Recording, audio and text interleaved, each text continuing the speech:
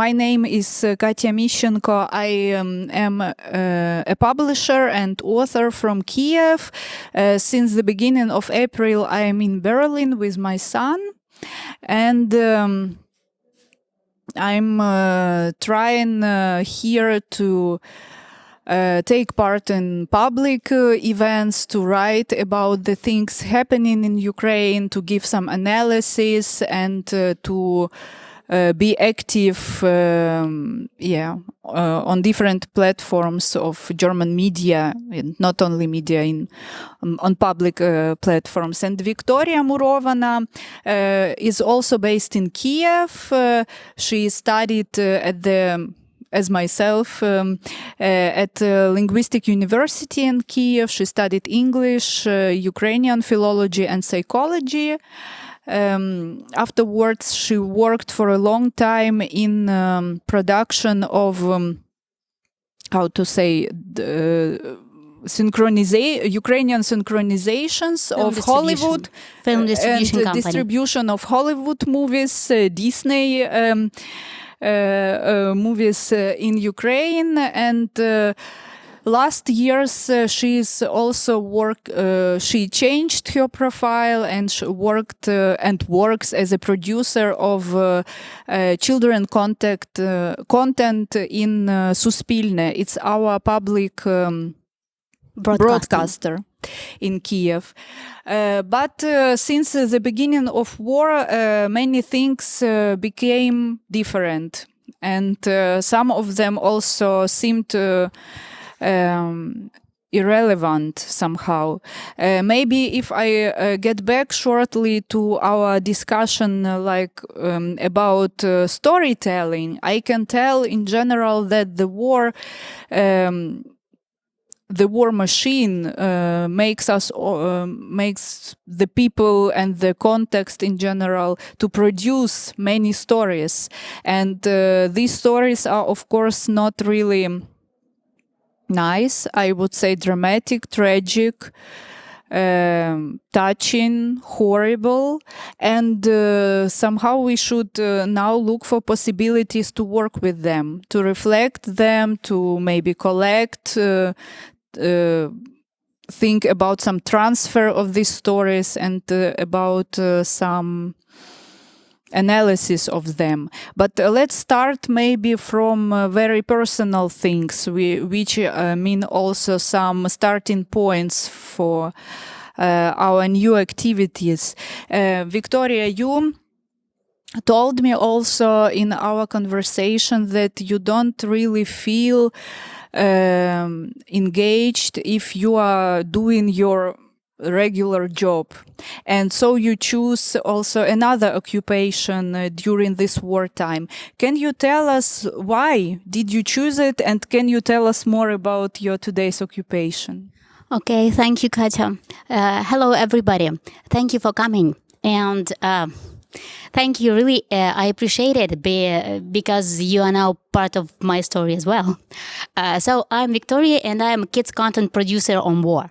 I haven't chosen this role, but sorry, this is my first public speaking during this period. So I apologize for this because I used to do this so many times before the war, but everything changed on 24th of February when it was brutal war and large-scale war began. And actually, before the war, we started a great channel for kids with different animated stories for public broadcaster. It was my love, it was my admirable job.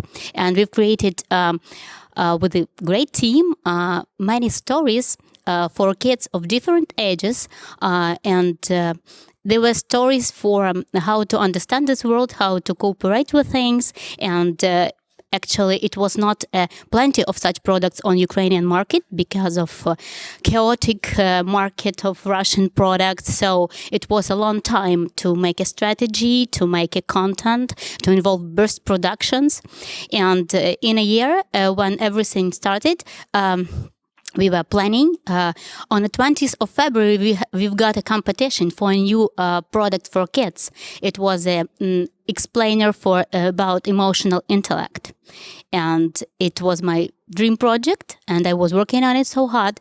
But in the morning, when the war started, and my son was screaming because something happened, and everything changed. And it was the time, first 5 days, it was like for many of us, but I can tell actually about my personal perception. It was like I was paralyzed. First 5 days, it was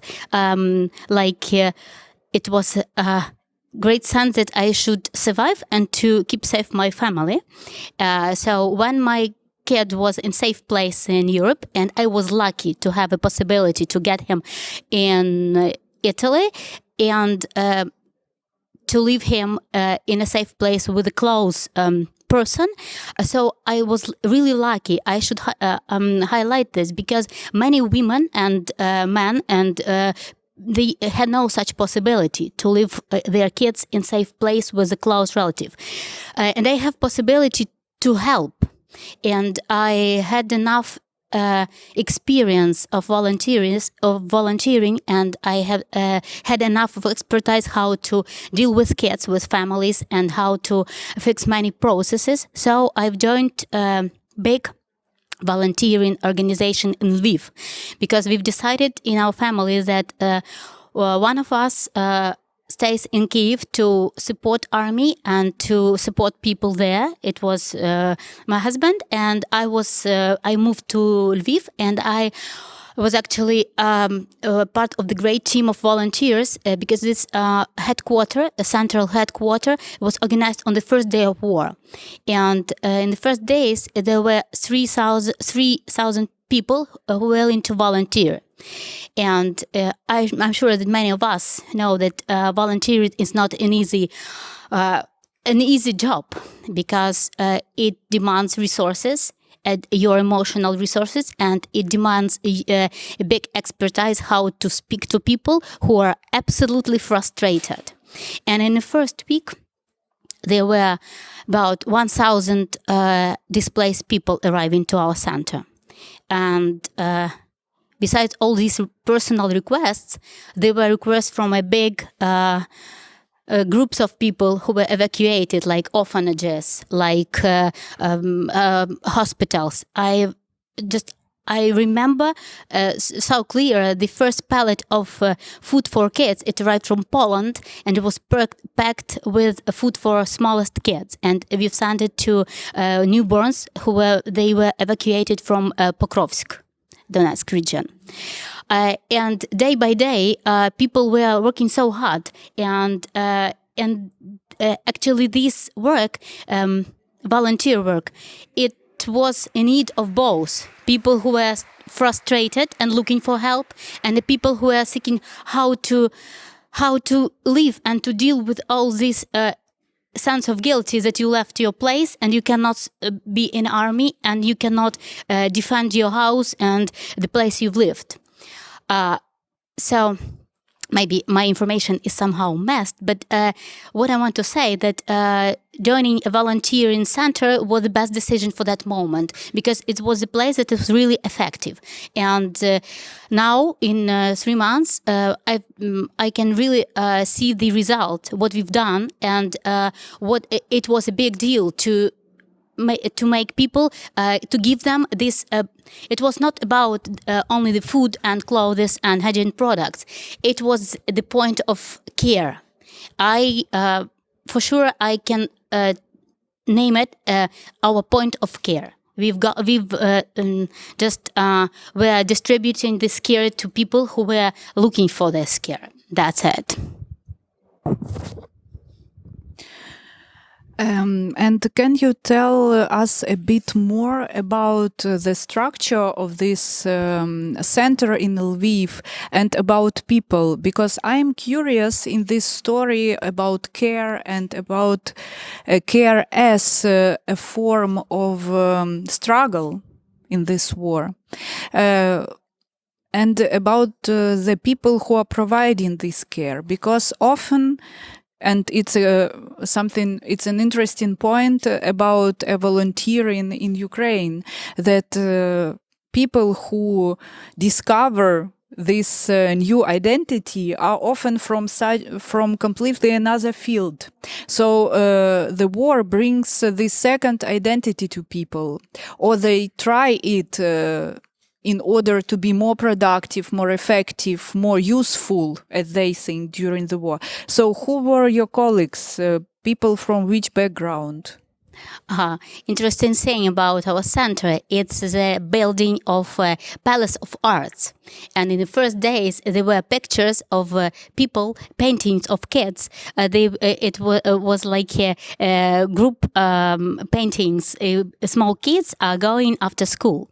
And this center was organized by Lviv governmental regional government, and the core of this were people who were working in administration on Lviv region, and people who were working in art palace. Actually, they were people who worked and used to work with people and kids. They were organizing events, different exhibitions, festival for kids, and there were journalists who came to make pieces about our center, and it was insane to see many paintings of kids, our famous monuments of writers, and packs with humanitarian aid. It was in one room.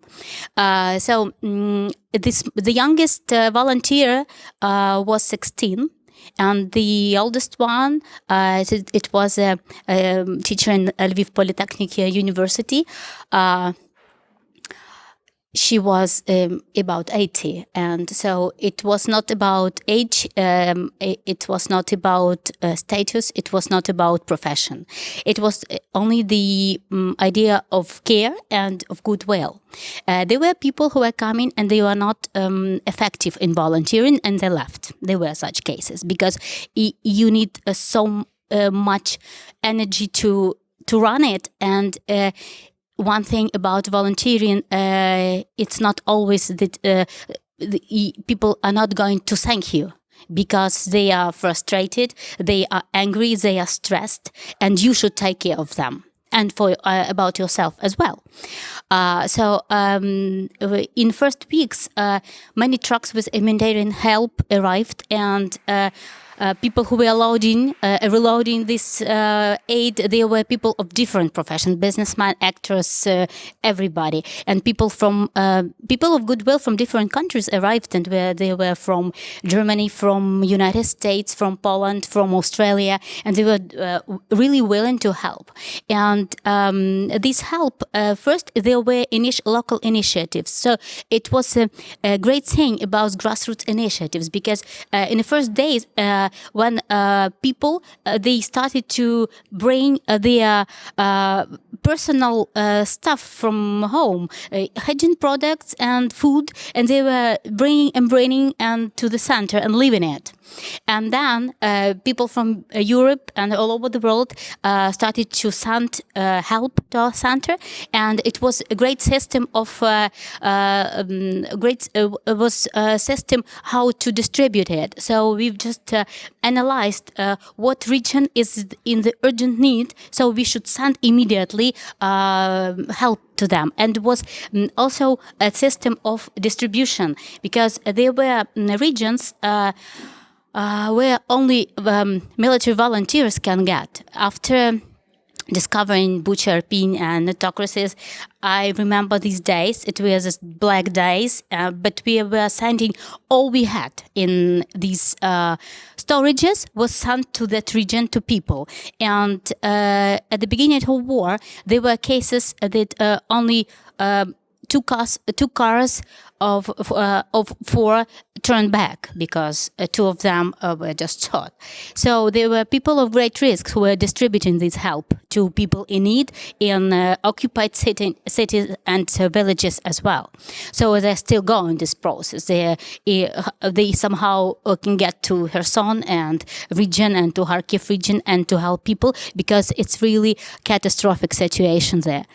So that's it. It was a structure. It was a few directions, and we are like managers who were just trying to organize a team of 20, 40 trusted volunteers who really have enough expertise, personal experience to talk to people.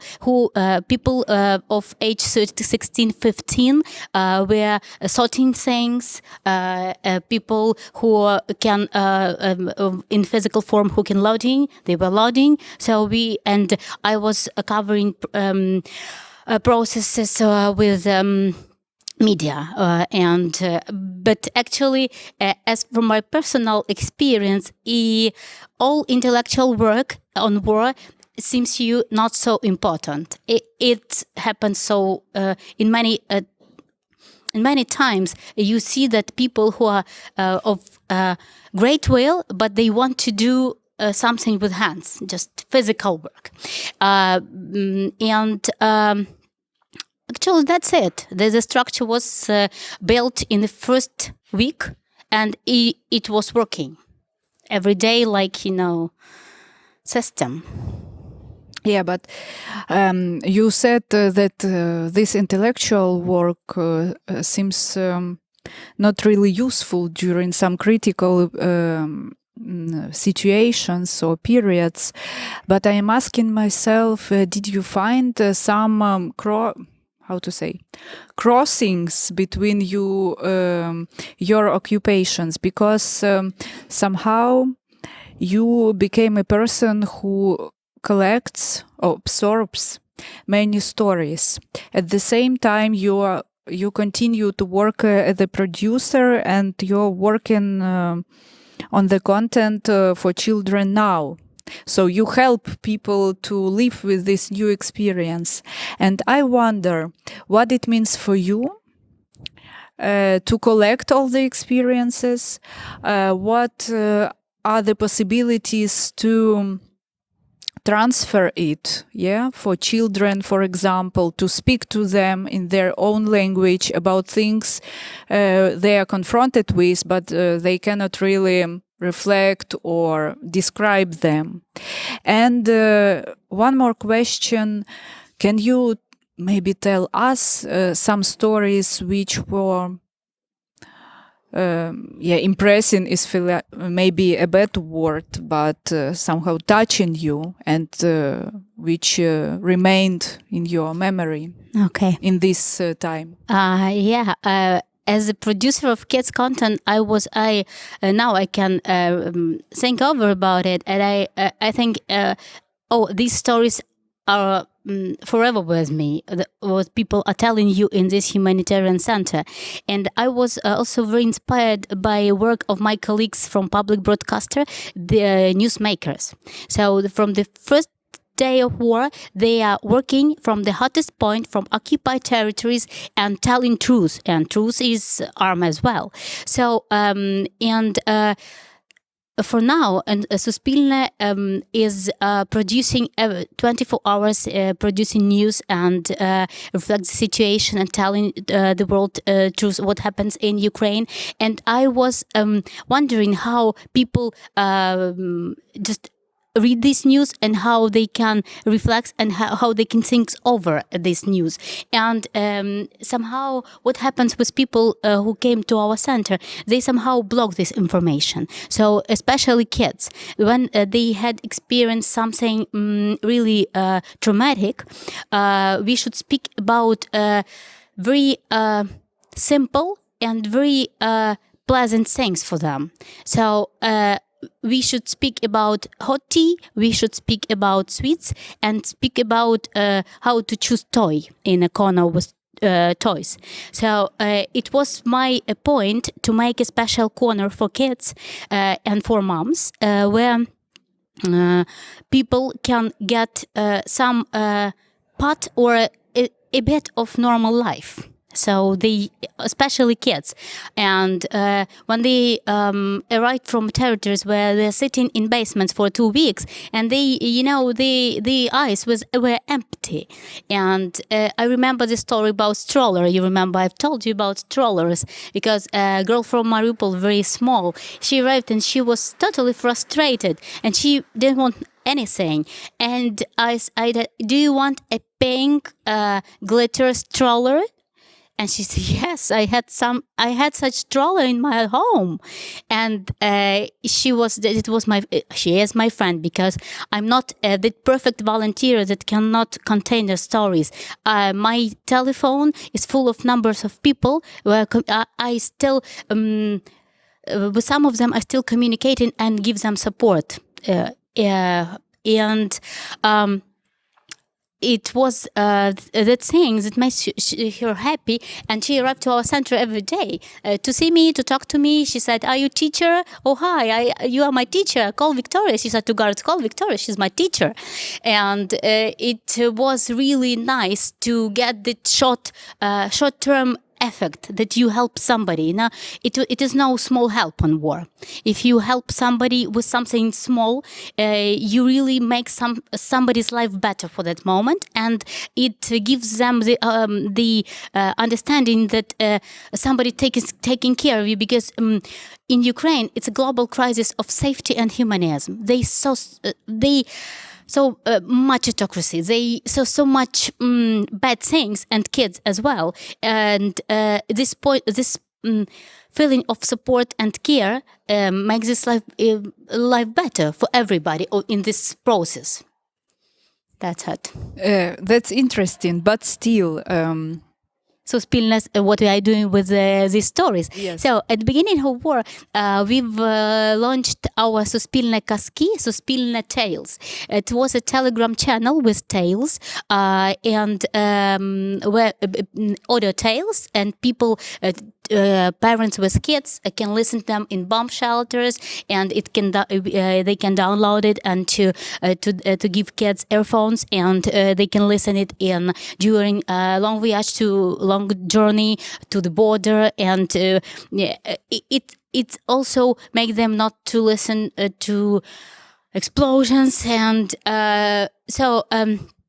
and we've started this project, and now we are working on a new bulk of stories, a new bulk of tales, and modern tales, with the integration of new reality, of new circumstances. Because through these new stories, new narratives, we should tell children and their parents what happened, but in a way they can listen to it and perceive it in simple and in simple but honest way.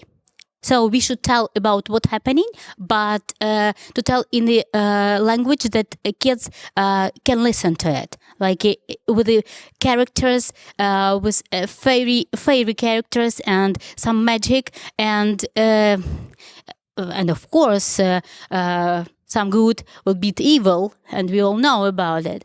And creating such stories is now one of the main goals for me. And also we are working on projects about emotional intellect, what I was working before the war, but with the integration the new reality. So how kids of different ages can cope with their fears, with the angry, with frustration when they saw something really bad, or they evidenced something bad, something happened, or they lost somebody, and I think that the language of animation can help us with that. Yes, so that's it. Maybe you could give us an example about characters, about some stories or motifs you Yeah, before the war, we had a very nice animation series about a cute dog Toto, and I'm sure that children loved him because we had many views on YouTube, and we are thinking about new characters that we can integrate into this series, and to new storylines and new challenges for Toto's mother, Toto's father, Toto's teacher in the kindergarten group, and how to work with safety rules in new reality in Ukraine. For example, my son is now volunteering. He is 13. He turned to Ukraine because he wanted to, and now in Kyiv he is volunteering in his school as a junior assistant to teacher, and they are making a comfortable bombshell near their school because they are ready to study online. So Ukraine is fighting, and the kids as well. They're helping parents and they're helping their teachers. So it would be a new stories. There will be new stories about Toto and his friends, and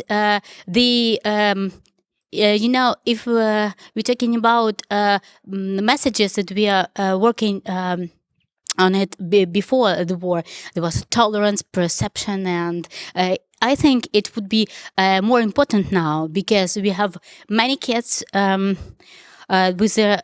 loss. We have many kids with amputations. We have in Ukraine.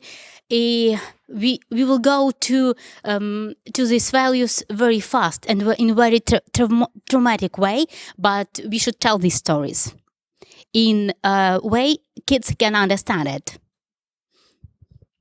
As you said about this involvement of kids in the struggle and in this struggle with the everyday life and with war, I asked myself what it means for different generations in Ukraine. Because on the beginning of war, I had a feeling that my generation is lost, that we just cannot get through it because of social situation, maybe we will lose our homes, everything, our profession, maybe we should look for some future in another countries. But I was not sure about the children, how the future would look like for them, if they are lost, if they are already a lost generation or not. What do you think? Because you met so many children in the center, people who had to be evacuated or who rescued themselves, but you are working on this meta level for the channel, so you are working with this children's experience all the time. So what is the future in your opinion for children, and how can it look like? We should all clearly understand that all people and children as well have absolutely different experience on this war, and it cannot be compared to each other. So now we had a great challenge to create narratives that would be universal message for everybody, because experience of children from Irpin, it's rather different than experience for children from Kyiv and Lviv, and it's absolutely different the experience for children from Kherson now and for children who were evacuated with their parents, and even children who were evacuated with their parents. These are absolutely different situations and circumstances and background for this evacuation. Some of people had a opportunity to give the kids normal. I cannot say normal because their daily routine and their life was absolutely changed and ruined. But they can live like average life. But there are people who are fighting for their living in different countries as well, because there are different status. And regarding your question about children, I think that there is a great opportunity to work with children on psychological level. What people in Ukraine are starting to do, and the process that was started by Office of First Lady. They started many processes of psychological rehabilitation of children who experienced war. And I think that giving children the feeling of safety and just giving them back this feeling that everything is okay, for them it's faster, because adults, mainly adults, were covering like a shield just their mental health, even in very bad situation. My friend from Kharkiv region, she was telling me that she was telling her daughter stories. She was telling about dragon fighting, even in a bomb shelter. So she was trying to each time to defend her kid, and containing her fears and telling that everything, I'm adult and everything will be fine. And all people in Ukraine are now trying to tell kids in orphanages and kids who left somebody on war, lost somebody on war, or left somebody in occupied territories, that everything will be okay because we are adults and we will help you to cope with this, and to help and to give them this basic, for kids, it's very specific what is basic for them, because for mother it's food and clothes and something, and for kid it's his daily routine processes, and they were ruined. And now making this daily routine, even in different countries, even in evacuation and in safe region, making them a feeling that they are in safety, and they are kids, they are they are still overcoming this. Yeah, if you are not speaking about kids who had a traumatic experience or violence experience, there are many, unfortunately. Yeah, and I think this feeling of safety is, I'm asking myself, how far is it possible in Ukraine? Because I think as long as we have war, this possibility to give safety to children is pretty relative. Yeah. It's depending on the region, on the situation of parents or some other adults who are taking care of them. And speaking about this ongoing war, I wanted... I know that your center in Lviv isn't so much active as it was anymore. And the reason for is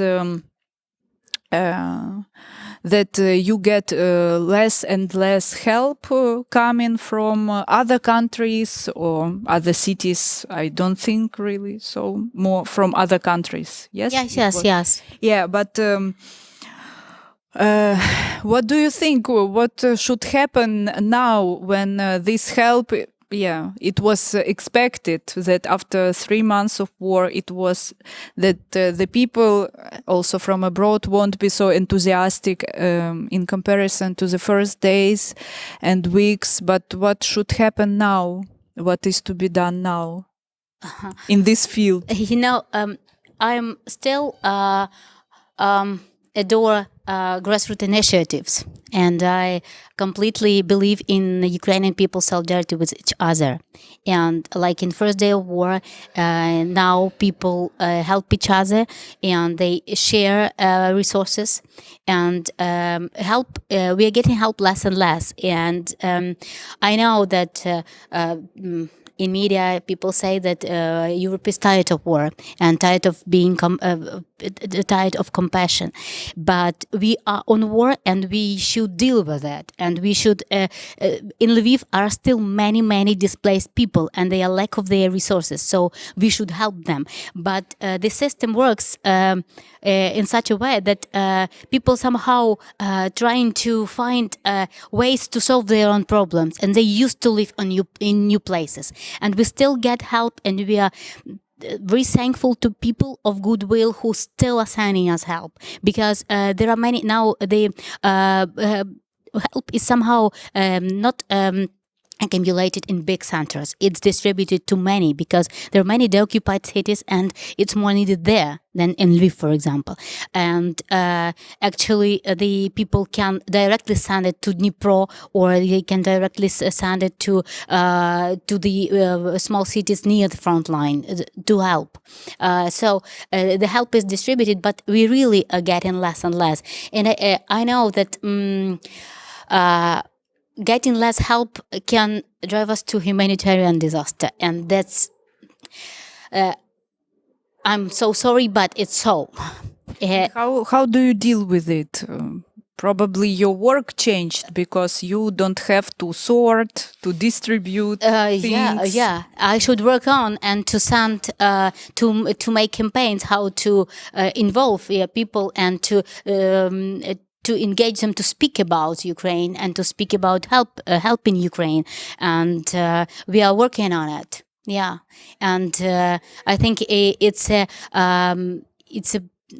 like big deal of people living in immigration in different countries to speak about Ukraine and to, the needs of Ukrainians in their countries. And speaking about volunteering as a movement, I think I can call it what is happening in Ukraine now. I can call it a movement, or maybe a bunch of different movements and initiatives. Can you give us an overview, or maybe your perception about this movement? Does it have any structure? How does it work? And what are the perspectives of these movements? Maybe in connection with Maidan, because you said on the beginning that you had some experience. So I assume it's from Maidan times.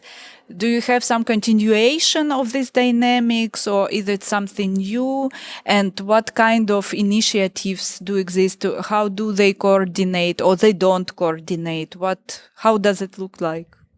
Actually, there are a big volunteering organization, because we should all remember that war not started on the 24th of February, and a large-scale war started. But in 2014, after Maidan, the big volunteer organization like Poverny Живим, Come back safe, come back alive. And they are working all these years and supporting army, and Serhiy Prytula Foundation, famous one, one of the biggest one, and now a platform launched by president and government, and there are big volunteering organizations, but small initiatives. They look like chaotic, but on a local level, they are strong enough to support local defense forces, local settlements of displaced people. So they are very important, extremely important. These small initiatives, they look like they are chaotic because they are not established by government. It's like a really grassroots initiative. But these are the people, they unite and they have structure, and they are responsible. There are volunteer organizations that support soldiers. They are packing food for soldiers, packing medicine. They still have system, and many of them are specializing on this or that point, and covering this or that issues. And there are organizations that are covering the evacuation processes. They are very big and strong to support. It doesn't mean that government and army are not evacuating people. They are, and they do it and do it every day. But only forces united can be effective. So that's it. And do you see some future of this movement, or is it too early to say something as I about see it? that these movements and these structures are sometimes so effective, I'm sure that they will work after the war, because they are so good in covering some issues, and they are so intolerant to all not honest and processes, and they are so devoted to the job they are doing. I think that they can be effective after the war.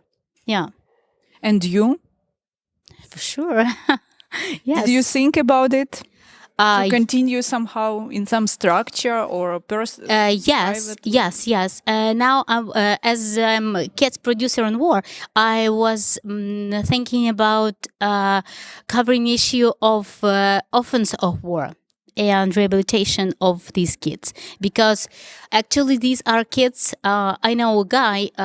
Everybody sent a story, heard a story about a guy who left with his 4 sisters and brothers from Toretsk. I know him, and he's great, real great guy. But when his mother was shot, his life was ruined.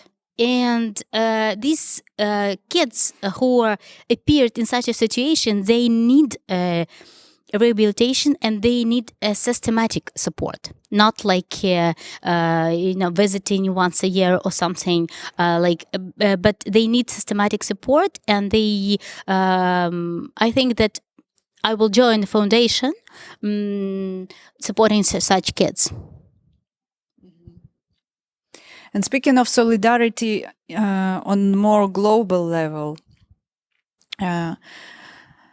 what do you think has to be done more in this context of solidarity with Ukraine from other countries, or by other countries?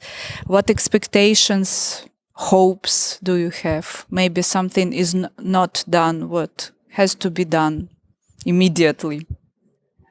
I really appreciate these efforts and help people of European countries and all over the world give Ukrainians who arrive to their countries. And it's really, really important to support them here. And we are all very grateful.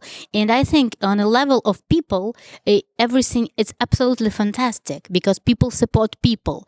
It's mainly about government and politics, and what they think what democracy means for them, not only the way of living, and really support democracy and armed democracy.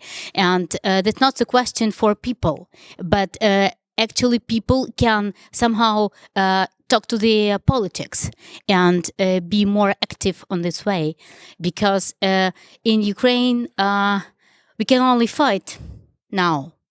We are all soldiers. I'm without uniform, but I'm volunteer soldier, and you are a soldier in immigration, but speaking about Ukraine every day.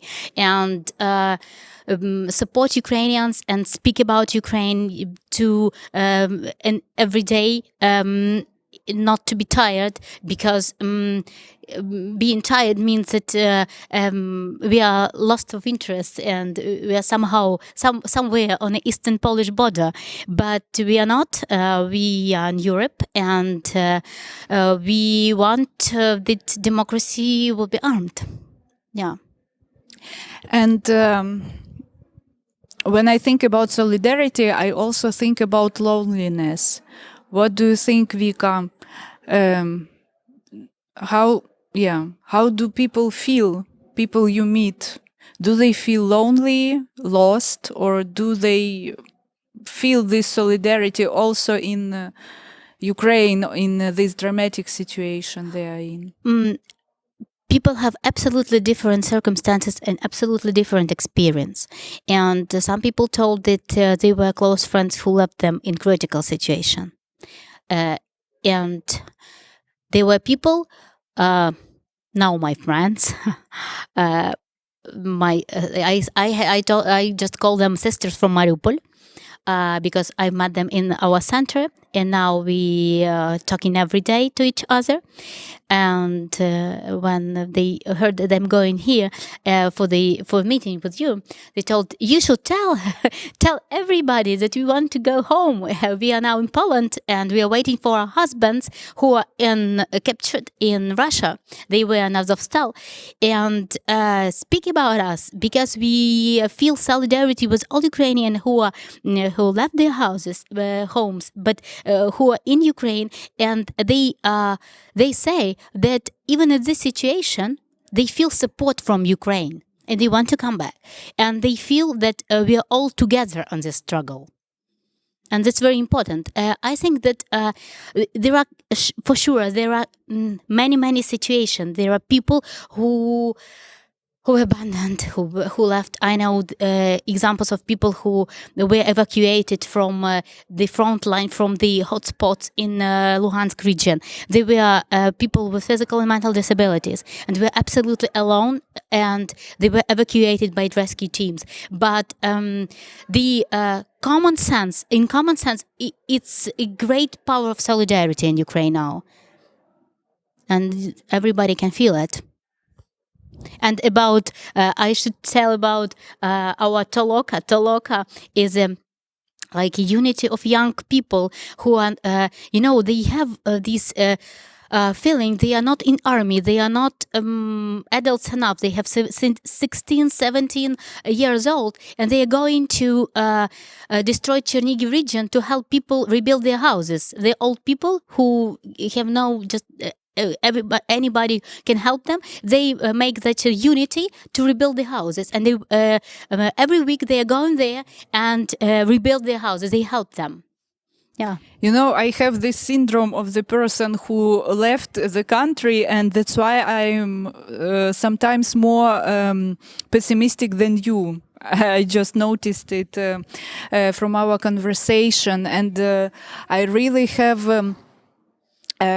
hope that this sense of solidarity and support of people who become your brothers and your sisters, but you didn't know them, you don't share any years and years of experience with them, but still you feel that you have something in common, that it will remain, because it's a very important basis from a society building after the war. And I'm not sure that it will be easy, but hopefully we will witness the end of this war as soon as possible. We have now like 4 minutes of time. Maybe you have some questions. And I don't see if you have any. Yes, please.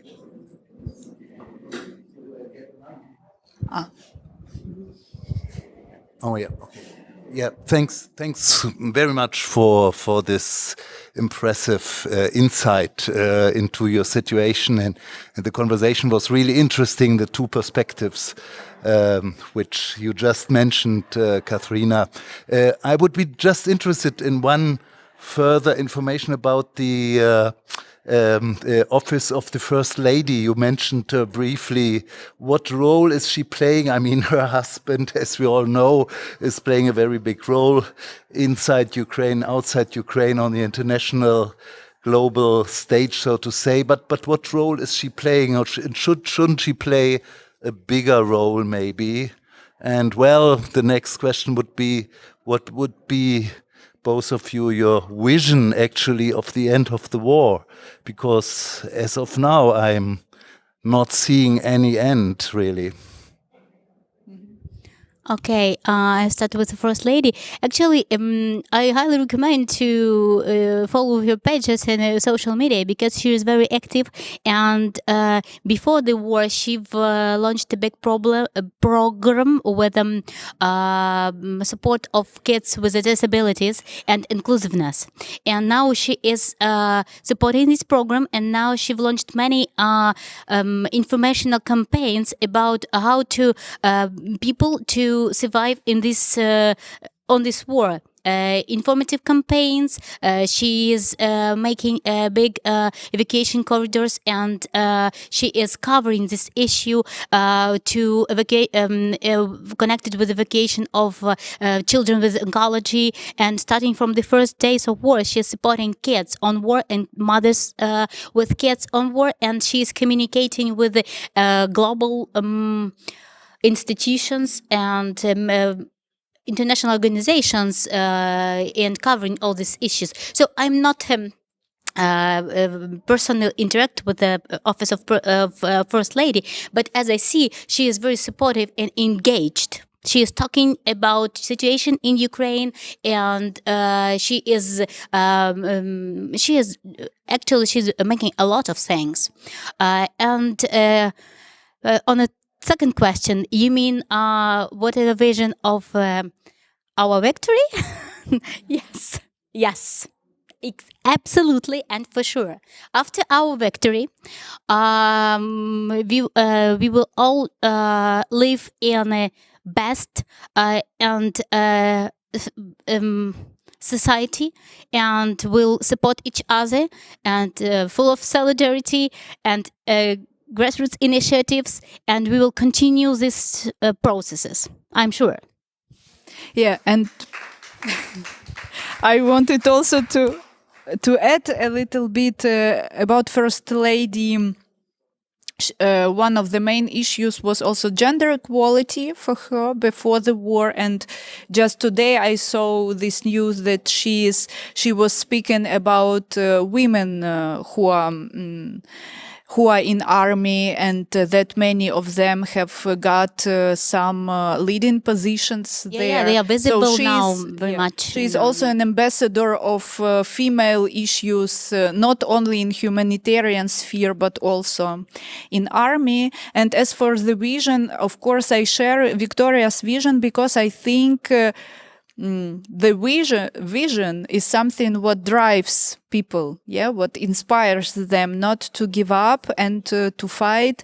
The question is for me how to inspire people outside of Ukraine to have this goal that Ukraine should win. Not just survive, not just stay, have some territories, yes. But because we don't speak about territories, I think we speak about people, and all Ukrainian people deserve to live in a democratic country where they are loved, where they are cared of, where they are not the second class of people who should be deprived from culture, from memory, from everything, or also from their life, if they are not if they are too Ukrainian to be part of Russia. That's why, of course, we should work on it. But I am like a displaced person. I am more pessimistic, and it is an ambivalent situation, because we should be optimistic in order to keep fighting, but we should also understand that we don't have time now to mourn, to cry, and to be devastated. To be just, I forgot the English word, verzweifelt, about all the people, about lost lives, lost houses, lost souls of so many Ukrainians, and it is something what should be stopped. Yeah. This war should be stopped, but we are inspired of our army and all people of Ukraine, and we are struggling, and we need support. Thank you. Yeah, thank you. Thank you very much.